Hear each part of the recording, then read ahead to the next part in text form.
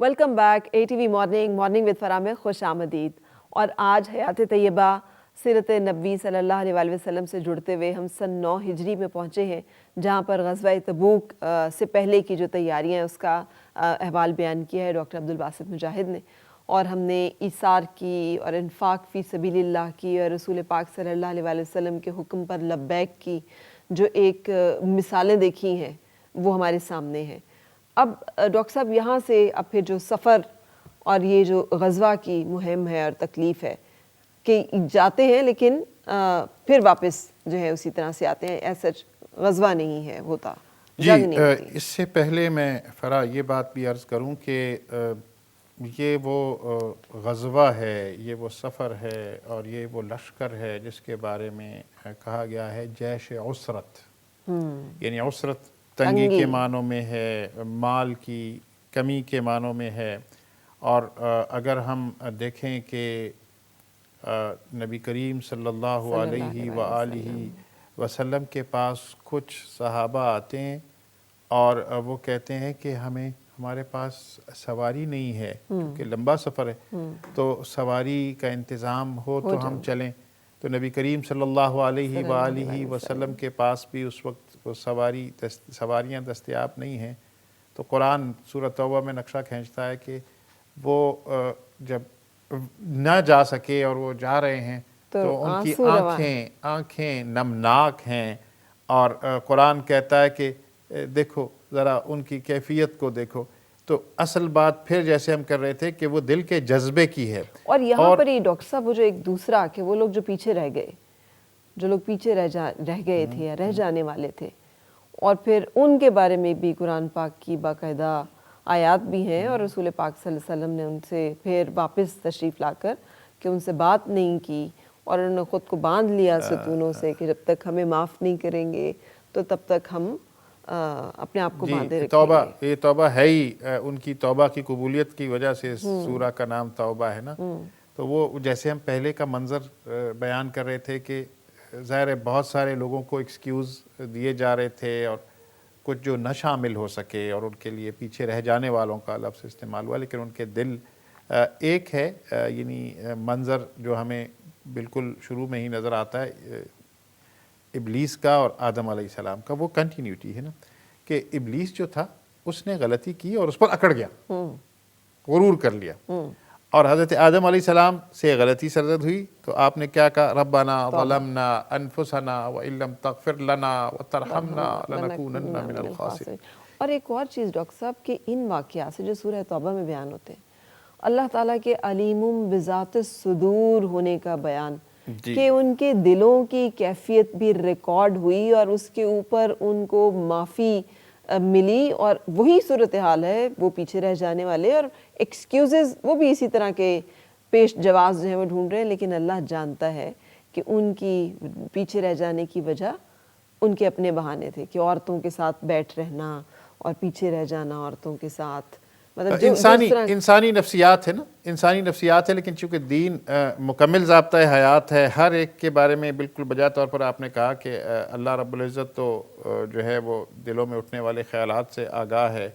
اور پھر ایسا ہے کہ اللہ کریم تو اپنے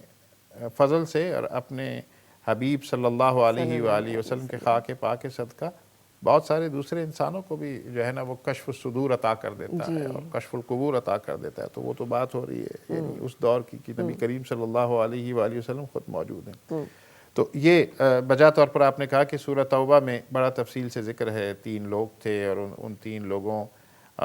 نے جب ایکسکیوز پیش کرنے کی کوشش کی تو نبی کریم صلی اللہ علیہ وسلم نے منہ پھیر لیا. تو وہ ان پر اتنا شوق گزرا کہ انہوں نے اپنے آپ کو مسجد نبی کی جو ستون سے باندھ دیا اور کہا کہ ہم اس وقت تک بندھا رہوں گا کہ جب تک یعنی توبہ قبول نہیں ہوتی اور اذن نہیں ملتا. اور وہ پورا واقعہ اس میں بیان ہوتا ہے. تو اس میں ہمیں یہ بات ملتی ہے کہ اور کیسا بائیکاٹ پھر تمام صحابہ کرام سب لوگ جو ہیں وہ ان سے نہیں مل رہے، یعنی وہ زمین گویا ان کے لیے تنگ ہو گئی. اور وہ ان کی کتنی بڑی آزمائش تھی اور ایک گویا وہ ایک یعنی تعذیب کا بھی اس میں پہلو ہے. اور پھر اللہ تعالیٰ نے ان کی توبہ کو قبول کر کے ہمارے لیے بھی یہ سارا منظر پیش کیا کہ خدا نہ خواستہ اگر کوئی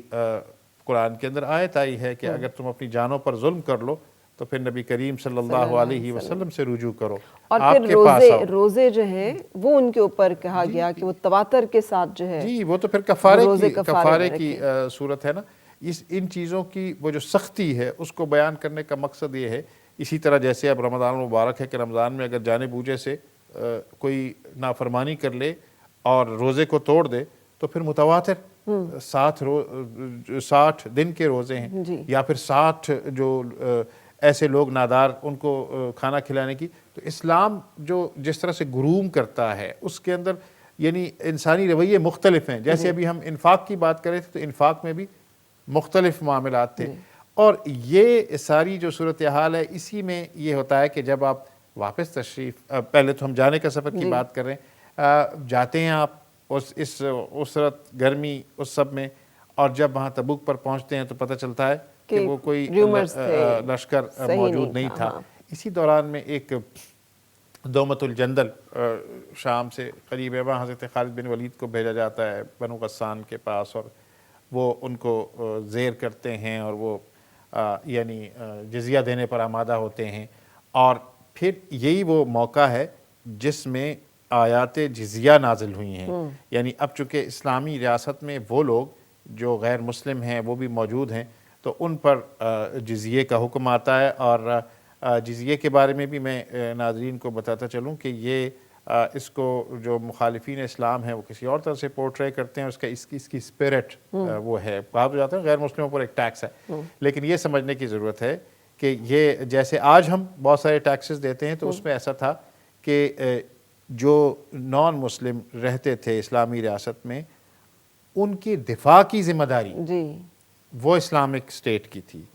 ریاست مدینہ کی تھی، اور وہ لوگ انہیں استثناء حاصل تھا۔ جیسے ابھی ہم تھوڑی دیر پہلے کہہ رہے تھے کہ نبی کریم صلی اللہ علیہ وسلم کے دور میں کوئی سٹینڈنگ آرمی بھی نہیں ہوتی تھی، ہر مسلمان ایک مجاہد ہو جاتا تھا جس وقت جہاد کی ضرورت ہے یا پہرے کی ضرورت ہے، اور اسی طرح سے یہ استثناء انہیں حاصل تھا کہ تمام پریکٹسز فالو کرنے میں آزاد تھے، اپنی زندگی میں آزاد تھے، ان پر یہ کہ ان کی حفاظت کی ذمہ داری، اور وہ جہاد سے استثناء۔ مسلمان تو جو ہے نا زکوٰۃ بھی دے رہے ہیں، عشر بھی دے رہے ہیں، صدقہ و خیرات اس کے علاوہ کر رہے ہیں، کوئی ایمرجنسی ضرورت ہے اس میں، تو ان کو استثناء حاصل تھا۔ اور اس میں یہ بات بہت اہم ہے کہ اگر کوئی غیر مسلم جو اسلامی ریاست کے اندر ہو اور وہ کہے کہ میں نے جہاد میں حصہ لینا ہے تو پھر اس سے یہ ویو آف ہو جاتا تھا جزیہ، تو گویا اس سے یہ بات ہمیں نظر آتی۔ اور پھر ایک اہم بات جو ہے نا کہ جب آپ واپس تشریف لاتے ہیں اور شاداں فرحاں اور ایک گویا وہ جو دھاک بیٹھ جاتی ہے روم کی سلطنت پر، اور پھر اس کے ساتھ ساتھ یہ کہ آئندہ نبی کریم صلی اللہ علیہ وسلم کے بظاہر پردہ فرما جانے کے بعد پھر ظاہر ہے کہ روم کی سلطنت اس کا پریامبل، اس کا دیباچہ یہی غزوہ تبوک ہوتی۔ یہاں پھر ہم نے ذکر کیا تھا منافقین کا، تو جب آپ واپس تشریف لاتے ہیں تو قرآن کی آیات نازل ہو جاتی ہیں، اور آپ یہ حکم دیتے ہیں کہ اس مسجد کو منہدم کر کے اسے آگ لگا دی جائے، اور وہ ساری باتیں کہ یہاں پر یہ یعنی آماجگاہ بنا رہے تھے اسلام کے خلاف سازشوں پر، تو یہ بھی ہمیں ایک بالکل یونیک سا واقعہ ملتا ہے کہ مسجد نبی کی موجودگی میں مسجد زرار کا نام دیا گیا ہے قرآن کے اصطلاح میں، تو اس کو گرانے کا بھی حکم، یعنی منافقین سے بڑی سختی کے ساتھ پیش آنے کا جو معاملہ ہے وہ بھی اسی میں ہے۔ اور پھر آگے جب ہم چلتے ہیں تو وہ یہ ہے کہ جب پتہ چلتا ہے کہ یہ واپس آ رہے ہیں اور ماشاءاللہ سارے خیر خیریت سے، اور دومت الجندل اور وہ سارا خراج اور جزیہ اور وہ سارے معاملات، تو کہتے ہیں کہ ایسے شاندار استقبال ہوتا ہے تبوک سے واپسی پر کہ جو پردہ نشینان ہیں وہ بھی استقبال کے لیے آتی ہیں، اور وہی جیسے نبی کریم صلی اللہ علیہ وآلہ وسلم جب ہجرت پر تشریف لا رہے تھے تو بنو نجار کی بچیوں نے جو اشعار پڑھے تھے وہ اس موقع پر دوبارہ جو خواتین ہیں، بچیاں ہیں، وہ طلع البدر علینا من ثنیات الوداع وجب الشکر علینا ما دعا للہ داعی کی صدائیں بلند ہو رہی ہیں، اور اب اللہ تعالیٰ نے نبی کریم صلی اللہ علیہ وسلم کی اس ساری جو جدوجہد تھی مکی دور اور مدنی دور کی، اس کے نتیجے میں نبی کریم صلی اللہ علیہ وسلم کو مکہ کی بھی فتح عطا کر دیا، رومیوں کے خلاف بھی اس مہم میں یعنی ایک سٹیپ لے لیا گیا ہے۔ تو اس موقع پر پھر کیا ہوتا ہے، جو بڑا اہم بات ہے وہ یہ ہے کہ سورۃ توبہ چونکہ نازل ہو رہی ہے، سورۃ توبہ نازل ہوتی ہے، اور ساتھ میں یہ ہے کہ 9 ہجری کا حج آ جاتا ہے۔ جب حج آتا ہے تو اس موقع پر یہ پہلا موقع ہے کہ وہ اس کی صفائی کا ہوتا ہے انتظام۔ اس سے پہلے بھی ظاہر حدیبیہ کی وجہ سے جو اگلے سال گئے تو وہ وہاں تو ان کی ابھی اجارہ داری تھی نا، تو وہ گویا ان کے موجودگی میں ہی کیا گیا تھا۔ اب جو سورۃ توبہ کی ابتدائی آیات ہی ہیں جی، وہ برات کا اعلان ہے مشرکین سے، اور وہ نازل ہو چکی ہیں۔ اور اس کے لیے یہ واقعہ ہے کہ حضرت ابوبکر صدیق رضی اللہ تعالیٰ عنہ امام ہیں، یا جیسے ایک سالار ہیں، اور ان کے ساتھ مسلمانوں کا قافلہ امیر کا حج ہے اور جا رہا ہے، اور یہ آیت مبارکہ نازل ہوتی ہیں۔ حضرت علی کرم اللہ وجہہ کریم کو رسول پاک جو ہے فوری طور پہ ان احکامات کے ساتھ جو ہے روانہ کرتے ہیں، اور آپ ایک مقام پہ حضرت ابوبکر صدیق رضی اللہ تعالیٰ عنہ سے ملتے ہیں اور انہیں بتاتے ہیں کہ یہ ہے اور اس کا اعلان کرنا ہے کعبہ میں۔ تو پوچھتے ہیں حضرت ابوبکر صدیق کہ کیا آپ امیر اب حج یہ قافلہ مقرر ہوئے؟ انہوں نے کہا نہیں، وہ آپ ہی ہیں، لیکن یہ اعلان جو ہے یہ میں نے کرنا ہے۔ جی بالکل اسی طرح یہ دیکھیں نا کیا نسبتیں، یعنی اللہ کے رسول صلی اللہ علیہ وسلم کے سارے ہی ساتھیوں کے بہت ہی بلند مقام اور ہیں، اور حضرت علی کرم اللہ وجہ کو جو جیسے وہ آپ مولود کعبہ بھی ہیں، اور کعبہ کی صفائی کرتے ہوئے جب فتح مکہ ہوتی ہے تو نبی کریم صلی اللہ علیہ وسلم جو ہے نا وہ حضرت علی کو حکم دیتے ہیں کہ ان بتوں سے پاک کرو، اور کئی جگہوں پہ تو کندھے پر جی جو ہے کہ ان کے کندھے پر یا جی ان کو کندھے پہ چڑھا یہ کر روایت ہے کہ آپ نے وہ اپنی جو لاٹھی ہے ہاتھ جو میں، سوٹی ہے اس سوٹی سے ان کو گرایا۔ تو پھر یہ جو اعلان ہے یہ اللہ کا فضل اور کرم ہے کہ اس دن کے بعد سے آج تک کوئی مشرک اللہ کے گھر میں داخل نہیں ہو سکا ہے، جی، اور یہ اعلان بھی جو براءۃ من اللہ ورسولہ اس سے یہ شروع ہوتی، اور اتنا اس میں اللہ رب العزت کا جلال ہے، اتنا اس میں یعنی قہاری اور جباری ہے کہ یہ واحد سورہ ہے جس کے شروع میں بسم اللہ الرحمن الرحیم نہیں پڑھی جاتی۔ اور حضرت علی کرم اللہ وجہہ کریم کہتے تھے کہ ایسے جیسے تلوار ہاتھ میں لے کر یہ سورہ مبارکہ جو ہے یہ نازل ہوئی ہے۔ وہ آپ نے یہ تلاوت فرمائی، اور پھر کہتے ہیں کہ وہ ایسا وہ منظر سیرت نگار لگتے ہیں کہ حضرت ابو ہریرہ نے پھر اس کو بار بار اس کا اعلان کیا جب حضرت علی نے فرما دیا نا، تو اس کو تاکہ لوگوں تک بات کو پہنچے، اس حد تک بلند آواز سے انہوں نے کہا کہ گویا جیسے گلا بیٹھ جاتا ہے نا، تو حضرت ابو ہریرہ رضی اللہ عنہ نے وہ اس کو اتنی تکرار کی اس موقع پر، اور گویا یہ حج جو ہے وہ یہاں ایک اور بات بھی ہمیں ملتی ہے کہ نبی کریم صلی اللہ علیہ وآلہ وسلم نے اس سفر میں حضرت علی جو تبوک کا سفر ہے نا، اس سفر کے بارے میں کہا جاتا ہے کہ اس موقع پر نبی کریم صلی اللہ علیہ وسلم نے ایک تو یہ سٹیپ لیا تھا کہ مشکل سفر تھا، گرمی تھی اور جیش و عسر تھا، تو جو ازواج مطہرات اہل بیت جو ہیں وہ وہیں پر مدینہ میں چھوڑا تھا، اور حضرت علی کرم اللہ وجہ کو کہا تھا کہ آپ ان کی حفاظت کریں، یعنی حاکم مدینہ۔ اور دوسری بات اسی موقع پر آپ نے فرمایا کہ تم مثل ہارون ہو میرے لیے، فرق صرف یہ ہے کہ تم نبی نہیں ہو۔ تو گویا اپنے جانشین کے طور پر، اور دوسرا وہ جو تعلق کی بنیاد پر کہ جیسے موسیٰ علیہ السلام کے لیے حضرت ہارون علیہ السلام تشریف لے گئے تھے تو حضرت ہارون کے حوالے، اور جب نیچے تشریف لائے تھے تو پہلا سوال قرآن پاک کوٹ بھی کرتا ہے کہ داڑھی کی پکڑ کے، تو حضرت ہارون علیہ السلام کہتے ہیں کہ میرے بھائی میری داڑھی نہ کھینچو، میں مجبور تھا ان لوگوں کے فتنے کے آگے۔ تو وہ یعنی حضرت ہارون کا بڑا تذکرہ، تو یہ واقعات بھی ہمیں نظر آتے ہیں۔ اور اس کے بعد ہم دیکھتے ہیں کہ وہ جو ساری مشکلات ہیں ان سے اب مسلمان نکل آئے ہیں، اور جیسے آپ نے تذکرہ کیا اپنی گفتگو کے دوران کہ یہی پھر آگے چل کے موقع آتا ہے کہ جس میں اللہ رب العزت سورہ نصر کو بھی نازل فرماتے ہیں، اور جس میں یہ جب اللہ کی مدد آن پہنچی اور لوگ جوق در جوق داخل ہو رہے ہیں، تو اس موقع اپنے پر رب کی دیکھیں حمد کرو اور استغفار کرو، تو رسول پاک صلی اللہ علیہ وسلم کو یہ اشارہ بھی جی مل جاتا ہے کہ now لیکن the task is done جی، اور اس میں دیکھیں کہ وہ جو صدیق اکبر رضی اللہ عنہ کا تبحر علمی ہے، اور نبی کریم صلی اللہ علیہ وسلم، سب لوگ تو خوش ہو رہے ہیں کہ اللہ کی مدد آن پہنچی اور ایک گویا کامیابی کی مشن کی ہے، لیکن حضرت ابوبکر صدیق آپ دیدہ ہو جاتے ہیں اور لوگ ان سے سوال کرتے ہیں، تو یہ کہ انہیں اس بات کا اندازہ ہو گیا کہ یہ اب یعنی جدائی کا جو ہے وہ وقت وہ اب قریب آنے والا ہے، اور پھر آگے یہ 9 ہجری کے جو واقعات ہیں ان کے ساتھ ہی یہ اب پریمبل بن رہے ہیں نبی کریم صلی اللہ علیہ وآلہ وسلم کے مشن کی تکمیل، اور پھر وہ جو آپ کا آخری حج ہے، جی اس کی طرف ہم آئیں گے انشاءاللہ اگلے پروگرام میں، اس طرف چلیں گے جو کہ انسانی حقوق کا سب سے بڑا چارٹر، لیکن بہت بہت شکریہ ڈاکٹر عبدالباسط صاحب، آپ کی وجہ سے ہم سیرت نبوی کا اعادہ کر سکے ہیں اس ماہ مبارک میں۔ اللہ تعالیٰ ہمیں عمل پیرا ہونے کی بھی توفیق عطا فرمائے۔ اور فخر عباس صاحب، نعت رسول مقبول صلی اللہ علیہ وسلم کے ہدیے کے ساتھ ہم بریک کی طرف چلیں گے۔ اعظم چشتی صاحب کا ایک کلام ہے، بہت مشہور زمانہ کلام، میں چند اشعار اسی کے پیش کرتا ہوں۔ ایسا کوئی محبوب نہ ہوگا،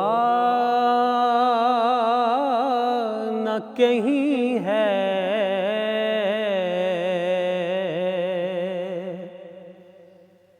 بیٹھا ہے چٹائی پہ مگر عرش نشیں ہے، ایسا کوئی محبوب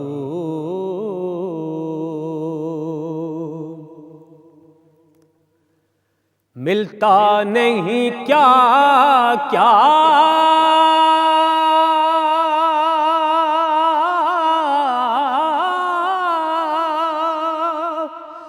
دو جہاں کو تیرے در سے،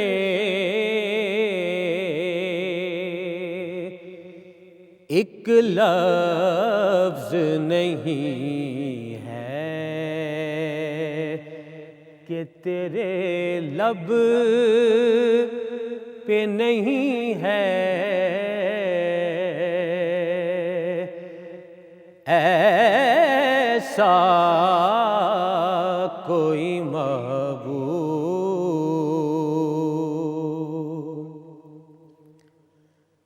ہر ایک کو میسر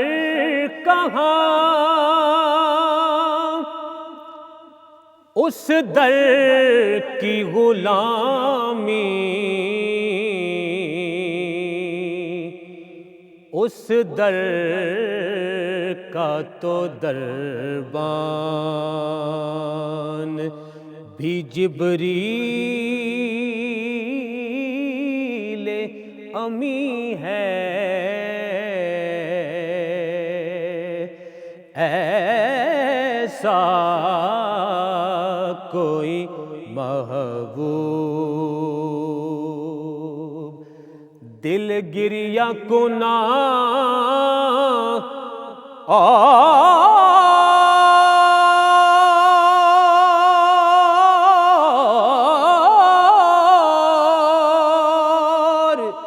نظر سوئے مدینہ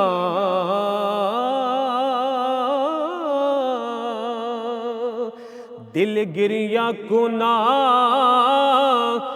اور نظر سوئے مدینہ،